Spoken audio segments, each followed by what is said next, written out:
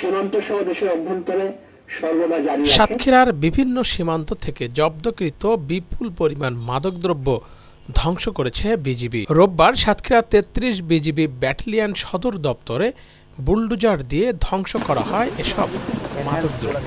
এর আগে ২০২৩ সালের ১৫ ফেব্রুয়ারি থেকে ২০২৪ সালের ৩১ ডিসেম্বর পর্যন্ত জেলার বিভিন্ন সীমান্ত থেকে ভারত থেকে আসা মাদকদ্রব্যগুলো জব্দ করা হয়।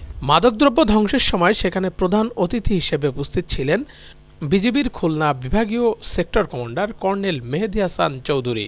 এ সময় উপস্থিত ছিলেন সাতক্ষীরা ৩৩ বিজিবির অধিনায়ক লেফটেন্যান্ট কর্নেল মোহাম্মদ আশরাফুল হক, সাতক্ষীরা মেডিকেল কলেজের ভারপ্রাপ্ত অধ্যক্ষ ডাক্তার কাজী আরিফ, অতিরিক্ত জেলা প্রশাসক রিপন বিশ্বাস সহ পুলিশ, র্যাব, রাজস্ব কর্মকর্তা, কাস্টমস, এক্সাইজ ও ভ্যাট সার্কেলের নেতৃবৃন্দ।